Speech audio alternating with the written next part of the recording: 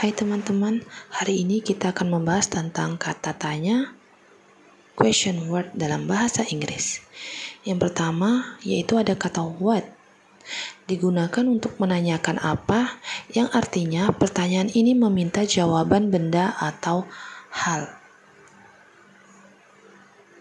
Contohnya di sini adalah what should we do? Apa yang seharusnya kita lakukan? What di sini diikuti auxiliary verb yaitu should. Jadi what should, yang artinya apa yang seharusnya. Kemudian contoh kedua yaitu what color is your car? Warna apa mobil kamu? What diikuti kata benda yang ingin ditanyakan yaitu color. Kemudian contoh yang ketiga yaitu what makes you angry? Apa yang membuat kamu marah?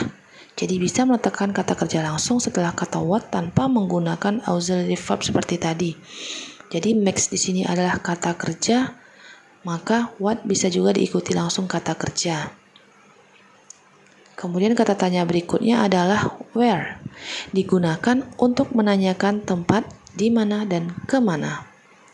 Contoh yang pertama yaitu where do your grandparents live? Di mana kakek nenekmu tinggal?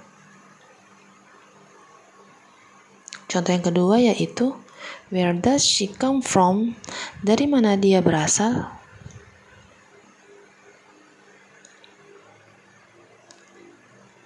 Contoh ketiga yaitu where are you going? Kemana kamu akan pergi? Kemudian kata tanya berikutnya yaitu kata when, yang digunakan untuk menanyakan waktu yang artinya kapan. Contohnya yaitu when were you born? Kapan kamu lahir?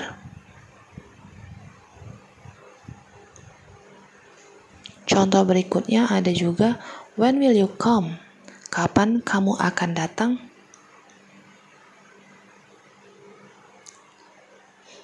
Kata tanya berikutnya yaitu kata who, yang digunakan untuk menanyakan orang sebagai subjek, yang berarti siapa. Contohnya yaitu who is your favorite singer? Siapa penyanyi kesukaanmu? Bisa juga diletakkan kata kerja langsung setelah who yaitu who lives in the house? Siapa yang tinggal di rumah itu? Lives di sini adalah tinggal yang merupakan kata kerja, jadi who bisa digunakan kata kerja setelahnya. Kemudian ada kata tanya why, digunakan untuk menanyakan alasan yang artinya kenapa atau mengapa. Why did he leave us? Why did he leave us? Mengapa dia meninggalkan kita? Contoh yang kedua yaitu why are you late? Mengapa kamu terlambat? Kemudian ada kata tanya yang whom, yang digunakan untuk menanyakan orang sebagai objek atau siapa. Contohnya di sini adalah whom did you see? Siapa yang kamu lihat? I saw Yuli. Aku melihat Yuli. Jadi menanyakan tentang objek siapa, yaitu Yuli, yang berposisi sebagai objek pada saat itu. Contoh berikutnya yaitu whom are you visiting? Siapa yang kamu kunjungi? I'm visiting my relatives. Aku mengunjungi saudara-saudara saya. Jadi whom yang ditanyakan adalah siapa yang sebagai objek, yaitu saudara-saudara saya. Ada juga yang pusing dengan penggunaan who dan whom. Coba kamu bandingkan dengan dua kalimat berikut ini ya, untuk mempermudah pemahamanmu tentang perbedaannya. Di sini contoh yang menggunakan who yaitu who can answer the question? I can answer the question. Jadi siapa yang ditanyakan di sini adalah I yang berperan sebagai subjek. Sehingga yang digunakan adalah kata tanya who bukan whom.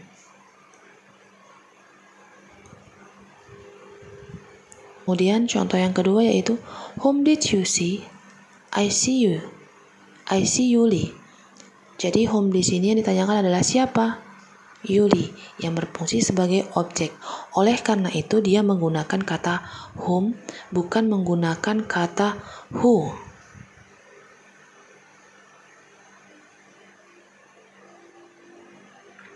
Jadi ini perbedaan kata whom dan who ya, teman-teman. Kemudian ini adalah arti dari kalimat, contoh kalimat tadi ya. Teman-teman bisa baca. Kemudian kita masuk ke contoh berikutnya yaitu who did you see? Whom did you see? Dua kalimat di atas mempunyai arti yang sama. Jadi who did you see dan whom. Who dan whom. Sedangkan pada kalimat pertama itu lebih umum digunakan untuk kalimat percakapan sehari-hari, yaitu menggunakan who.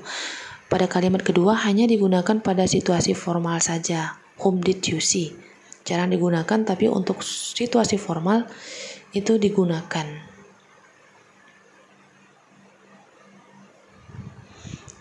Kemudian bisa juga digunakan kata whom, dan harus digunakan kata whom jika menggunakan preposition atau kata depan awalannya ya, yaitu seperti contohnya to, with, dan about.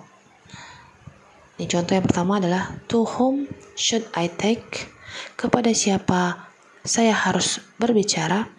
Jadi menggunakan whom, tidak menggunakan who di saat ada kata to pada awalnya. Contoh yang kedua yaitu with whom are you going to come? Jadi with di sini diikuti kata whom, bukan kata who. Begitu ya aturannya teman-teman pada penggunaan kata tanya whom yang artinya siapa.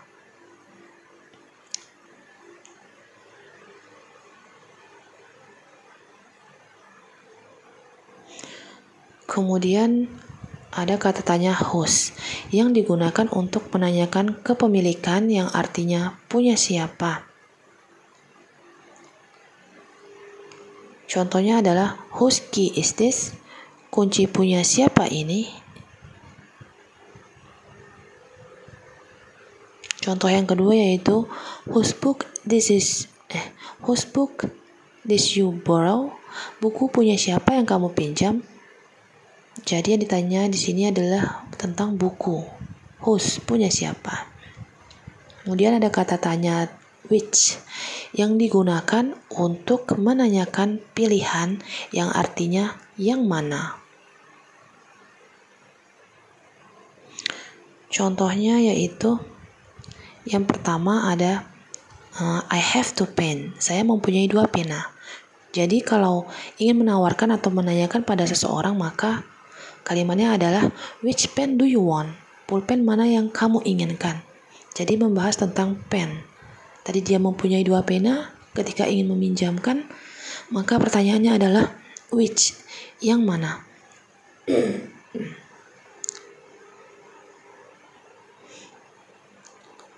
Pada contoh yang kedua yaitu which one do you want? Which one? One di sini bukan berarti satu ya, tetapi one di sini menunjukkan tentang pena tadi. Jadi which, yang mana, yang diinginkan, yang kamu inginkan. Sedangkan contoh yang ketiga itu which do you want, yang mana yang kamu inginkan mengenai pena tadi. Walaupun tidak diselipkan kata pen, tetapi karena konteksnya tadi membahas tentang pena, maka ketika ditanyakan which do you want yaitu membahas pena yang mana. Kemudian ada kata tanya how yang digunakan untuk menanyakan cara yang artinya bagaimana. How did you come to school? Bagaimana kamu datang ke sekolah? On foot, jalan kaki. Jadi caranya adalah dengan jalan kaki. Bagaimana? Yaitu dengan cara jalan kaki. Contoh berikutnya yaitu adalah how does he drive? Bagaimana dia mengemudi? Yaitu carefully, dengan hati-hati. Jadi how, bagaimana caranya, yaitu dengan cara hati-hati, carefully.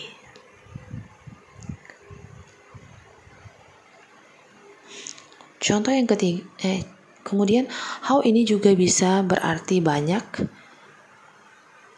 yang artinya kalau kamu menambahkannya harus menggunakan kata much atau many setelah kata how. Jadi much digunakan bila benda yang ditanyakan tidak bisa dihitung. Sedangkan many penambahannya digunakan bila benda yang ditanyakan sesuatu yang bisa dihitung.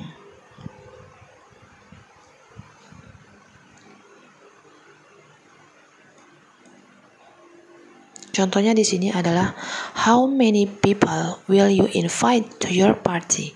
Berapa banyak orang yang akan kamu undang ke pestamu? Jadi how many people, dia people di sini orang termasuk kata yang bisa dihitung sehingga kata how-nya diikuti kata many. Kemudian ada contoh berikutnya yaitu how much sugar do you need? Jadi berapa banyak gula yang kamu butuhkan? Gula di sini termasuk kata yang tidak bisa dihitung karena gula berbentuk butiran kecil-kecil ya teman-teman. Sehingga gula itu jumlahnya sangat banyak sehingga tidak bisa dihitung dan digunakan kata much setelah how, bukan menggunakan kata many.